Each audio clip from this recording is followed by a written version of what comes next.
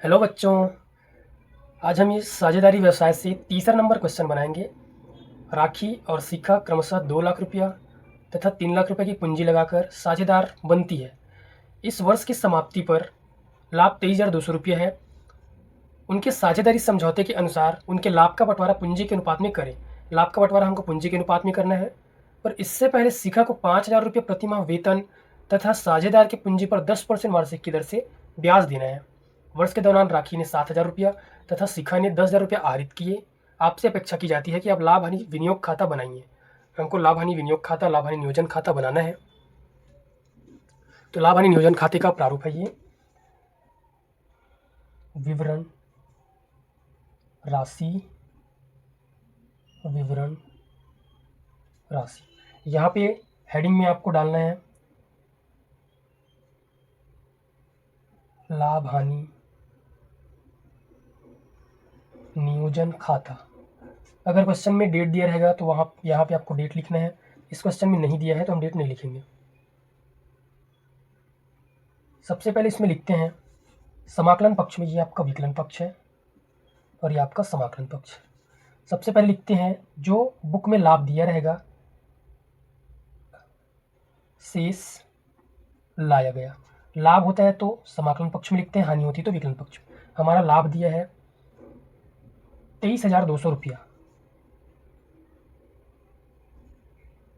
23,200 रुपया।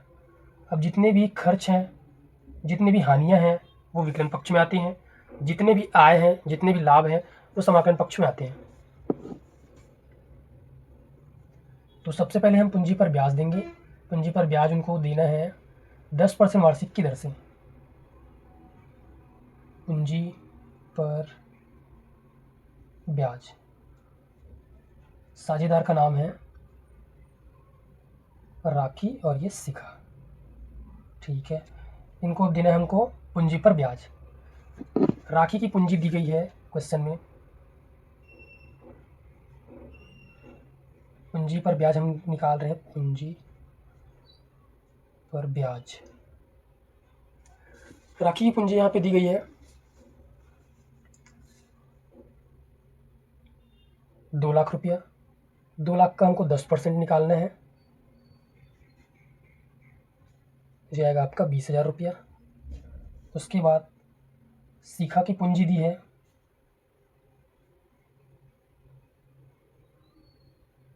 3 लाख रुपया। 3 लाख का 10% निकालेंगे, ये होगा आपका 30,000 रुपया, ठीक है। हमने पूंजी पर ब्याज निकाल लिया।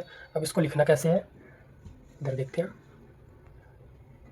पूंजी पर ब्याज को, राखी को पूंजी पर ब्याज दिया जाएगा 20,000 रुपया, यहाँ पे लिखेंगे 20,000। शिखा को दिया जाएगा 30,000 रुपया, यहाँ पे 30,000। 20,000 और 30,000 दोनों का टोटल करेंगे, टोटल आएगा आपका ये 50,000 रुपया। ये पूंजी पर ब्याज के सीधा में लिखेंगे 50,000। तो अब शिखा को वेतन देना है।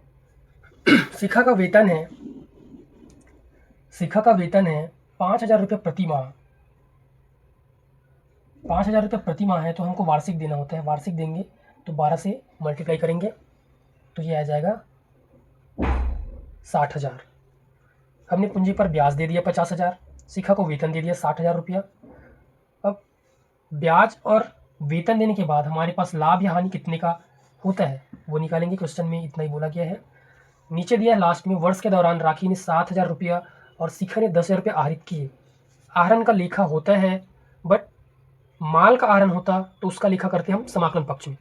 ये रुपये का आहरण है, रुपये के आहरण को नहीं लिखा जाता। तो इसका टोटल करेंगे, इधर का 23,200 है और इधर का आएगा 1,10,000 रुपया। 1,10,000 इधर का टोटल, इधर का भी हमको 1,10,000 लाना पड़ेगा। 1,10,000 टोटल इधर का। इधर ज़्यादा है, इधर कम है, तो कमी की राशि को इधर लिखेंगे समाकलन पक्ष में।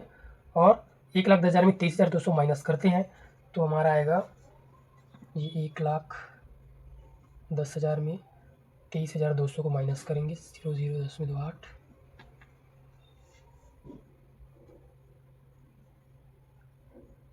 86,800 रुपया आएगा। ये 86,800 रुपया, ये आपका बनेगा शुद्ध लाभ। शुद्ध लाभ को साझेदारों के पूंजी खाते में ले जाया जाता है साझेदारों के पूंजी खाता को।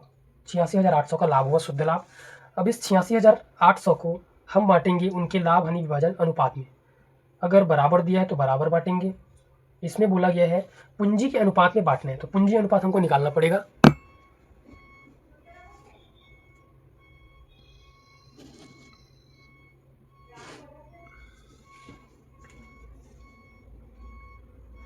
पूंजी अनुपात ज्ञात करेंगे।